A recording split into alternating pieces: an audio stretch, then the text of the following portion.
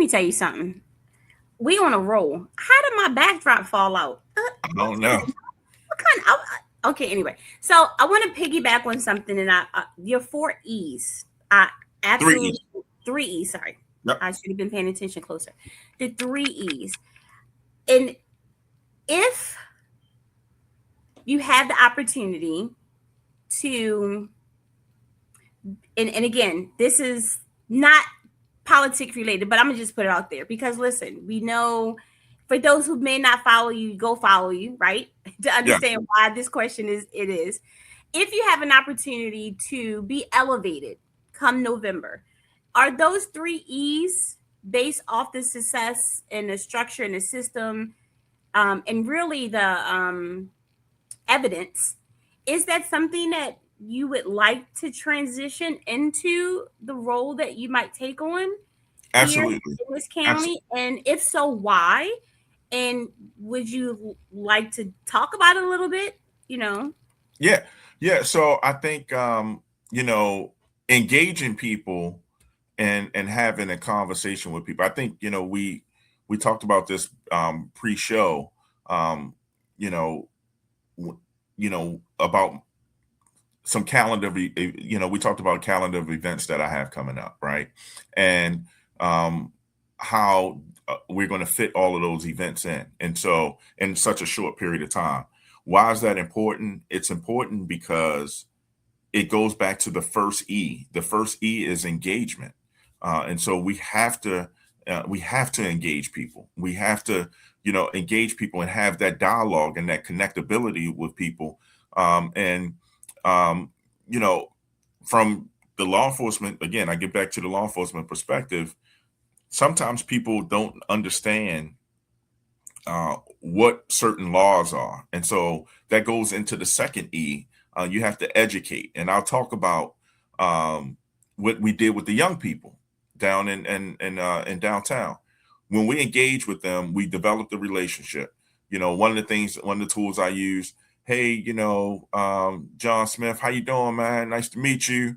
I'm Clyde Boatwright, blah blah blah blah blah. Just down here, we hanging out. Y'all good? Y'all having a good time? All right, fine. And then the next day, hey John, how you doing, man? And I would get man, we don't bang with the police. And then the following week, hey John, y'all chilling, y'all good? And then it's like, all right, man, what's up? How you doing, officer so and so? And then now I'm still continuously engaging, right? The next day, then it becomes the education piece. Hey John, look, I know you guys want to sit down. As long as y'all don't, bring out no weed, as long as y'all don't bring out no alcohol, y'all can sit here all night. Oh, for real? We good? I said, yeah, y'all can vape, if whatever, as long as it's not weed and long as it's not alcohol. So now I've educated them. And so the last thing is if now that we've engaged and we developed a relationship and now we've educated them on what the rules are, we are less likely to have to enforce the laws. And so I think that that's a good system to go by, because you're constantly educating the people. You're constantly having that dialogue. And those are the things that I want to do in any future role that I may have, is to constantly be visible, accessible, and accountable. And being visible is being everywhere that I can be. So, people do not have questions about who I am and what I stand for. I'm accessible because you can pick up the phone and call me and have a discussion. And I'm going to be accountable. I'm going to answer to the people. So too many times, people want questions answered. Look, you might not like the answer that you get, but you're going to get an answer, and there's going to be dialogue.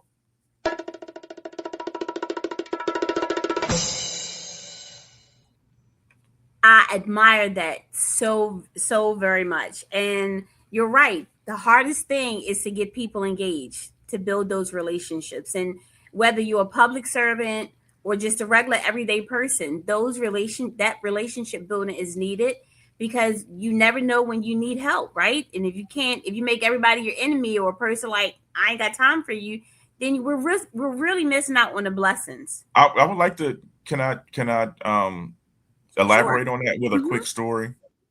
As a young transportation officer for the Department of Juvenile Services, I was tasked with the responsibility of driving young people who were in custody of DJS to their court appearances and doctor's appointments and things like that from juvenile facilities, right?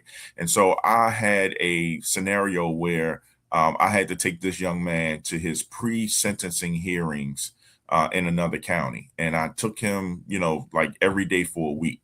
And so I had to go down to Cheltenham, Maryland, to pick him up. And then this is before the DJS Center was built downtown. And then I would have to bring him up to Baltimore City. And so um, every day I brought this young man up to this court hearing, and then I drove him back. So it was an hour and a half in the car going, hour and a half in the car going back, right? Every day. I didn't know what happened to this young man. He wound up, doing his, juvenile program, and I never heard from him again. As a young police officer, I had a guy that assaulted a woman on Caroline Street and Monument Street, and I chased this guy into it's a apartment complex called Target City right there down in that area across from Johns Hopkins Hospital. And I chased him into these projects, and I caught him, and we tumbled to the ground. And as I'm trying to handcuff him, I hear the voices of people saying, take the officer's gun, don't let him lock up that guy, or something like that. And so as I'm trying to get the guy in handcuffs, I hear a voice say, "No, he's good. Leave that officer alone. He's good." I handcuffed the suspect, and I turned around and I looked. It was the young man that I transported in that juvenile justice van a couple of years prior. He remembered his interactions with me, and I found myself in a scenario where I was going to need help. But it was that positive engagement that I had with that young man that potentially saved me from being injured, or something bad happening to somebody in that area where I was outnumbered. And so I tell that story is you just never know where you're going to meet people in life and when you may see them again. So always treat people with respect and treat them as human beings, because in our profession, we see people at their worst, and people will always remember those traumatic events and how you made them feel. So I'm thankful that I had a positive engagement with that young person during our time together, that eventually possibly saved me from a serious situation. And that that story, and thank you for sharing it, really warms my heart because it really shows the impact of the three E's. Not immediate, long-term sustainable solution, part of your system, and what you set out as a leader to help another, like you said, in turn 360 later really saved you. And Yes. if we had more leaders, or the outlook of leaders, I can't say more leaders, but the outlook of our current leaders, future leaders, and those that are aspiring in leadership to take that example, then we would create a better community, right?